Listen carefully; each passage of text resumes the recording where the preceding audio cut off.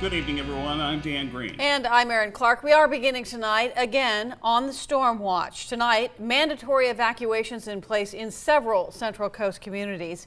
In Carmel and Carmel Valley, people living along the Carmel River have been told to get out. The river was expected to hit flood stage starting at 4 today and then peak at 8 tonight. People living near the river from the Los Padres Dam to Mission Fields have been told that they really should leave. Red Cross has set up an evacuation center at Carmel Middle School. Several homes in Royal Oaks had to be evacuated today after a mudslide. This is on the 600 block of Lewis Road. Everybody did get out safely, but the house has been red tagged. House next door is now in danger of coming down as well. Mandatory evacuations are happening in the Bolsa Knolls neighborhood in North Salinas. There is widespread flooding into the streets and nearby homes from the Santa Rita Creek and runoff from the fields. We have live team coverage on today's storm and the mess that's been left behind, beginning with our chief meteorologist, Lee Solomon. Right now, Lee, we're watching creeks and rivers. Yeah, we certainly are, and the reason is because there's actually more rain moving into the area right now. Of course, we don't need any more of that, but unfortunately, this is the case. The actual front, we were in the warm sector of this storm last 24 hours. Now we're going to see the cold punch with the cold front, so winds are ramping up again. You can see Doppler radar is starting to pick up on some very heavy rain in the Santa Cruz Mountains the last 3 hours, and that will continue, and some of that moderate to heavy rain is starting to make its way southward into areas like Salinas and Monterey, and it will eventually get all the way down the Big Sur coastline once again. Let's take a look at some of the creeks and rivers. Now, the Carmel River expected to just get to about moderate flood stage at 10.5 feet. Moderate flood stage is technically at 11 feet, but again, they are urging folks that live along the Carmel River, if you're in low spots, those homes are in danger of flooding here right through this evening and into tonight. And of course, when the sun goes down, it makes matters that much harder to evaluate. Pacheco Creek, we've had flooding there, of course, already numerous times. That continues to flood. We've had, of course, the levee breaks, but we've also had flooding now up to the bank full. So we're talking about the river coming over its banks at 16 feet. It's at 13.5 now and continuing to rise, and that will continue to be the case through the evening. Salinas River near Spreckles. This one, we got about another day until it actually peaks. This will be tomorrow at about this time. River expected to crest around 25 feet. That's moderate flood stage. It's at about 18 feet right now. And the San Lorenzo expected to come up to about 17 feet, which would put it in minor flood stage. So, of course, we're looking at Paradise Park, Felton Grove. Flash flood warnings are up for the Pacheco, and we'll continue to see that as the rain continues to come down. We'll talk about winds as well. That's also a factor, Dan, with trees and power outages. All right. Thank you, Lee. Just keeps coming. Thank you, Lee. More on the evacuation orders in place tonight. One of them in the Bolsa Knolls neighborhood in Salinas, where an entire neighborhood is underwater.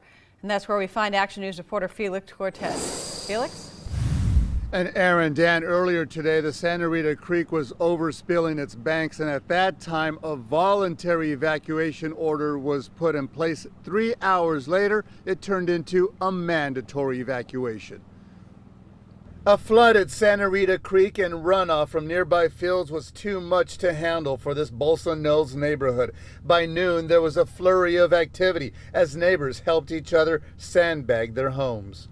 That's really good that everybody helps. What else are you supposed to do? You know, you got to take care of your street. You live on it. We live here. We got to deal with it. I just didn't think it was going to be this bad. I was kind of did because we live right next to it, but my dad kept on saying, oh, that's not going to overflow. But I woke up to this morning and it happened. The corner of Paul Avenue and Denner, just off San Juan Grade, was inundated with water, deep enough in some spots that this longtime neighbor brought out her kayak and paddled down the street. I'm not making light of it. I've got 6 inches of water in my garage, but what can I do? There's, we've got everything we can sandbagged up and just hope that it doesn't get any higher. A late afternoon break in the weather allowed the floodwaters to recede, but not the danger. People continue to haul sandbags. By late afternoon, a voluntary evacuation had turned into a mandatory evacuation. Sheriff's deputies and firefighters going door to door warning people they should leave. By then, some were ready to get out. We just don't want to put our family in danger. Yeah. It's pretty scary, and especially for the little ones. We're here to assist people out of their homes, and that's one of the reasons why we're strongly encouraging everybody to leave now. Don't put yourself in a position where you have to be rescued. And back here live at the Santa Rita Creek, and of course emergency personnel will be closely monitoring the creek levels, as should residents. With more rain on the way, it's expected to flood out here again, and again that mandatory evacuation will remain in effect until further notice. And again, the warning going out to residents out here in the Bolsa Nose areas: you should be closely monitoring the water level out here. Be ready to leave at a moment's notice. Aaron, Dan. All right, Felix, thank you. The Red Cross has activated an evacuation center in Salinas. It's at the Northminster Presbyterian Church on 315 East Alvin Drive. The SPCA for Monterey County is there as well, providing assistance, so pets are welcome. Crews are keeping a very close eye on the San Lorenzo River. It is expected to crest and flood, or I should say, to flood tonight. Communities nearby are preparing to evacuate. Action News reporter Phil Gomez has been there throughout the day. He's live in Santa Cruz with more. Well, Dan, it's another anxious day for Santa Cruz County communities. They can't take a day off from the stress potential flooding brings.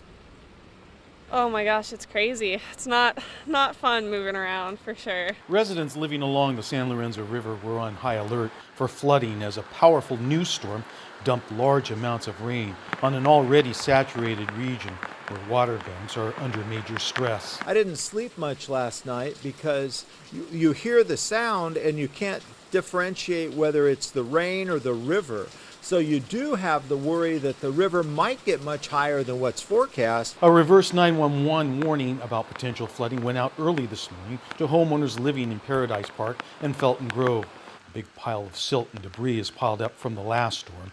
Cars are parked at a higher elevation away from the flood zone for an easy escape. Not necessarily because you're stuck and there's nothing you can do. And a lot of people that lost their cars last week. It's not just people who feel the stress. The Covered Bridge Equestrian Center has already evacuated twice in these storms. Usually there are 84 horses stabled here. Currently, half remain. Horse owners are ready to evacuate a third time if necessary. There's 82 horses altogether there. We try to call as many places as we can to figure out where we can put our horses along with everyone else. Some well-traveled areas were closed throughout Santa Cruz County, either by mudslides, flooding, or trees down.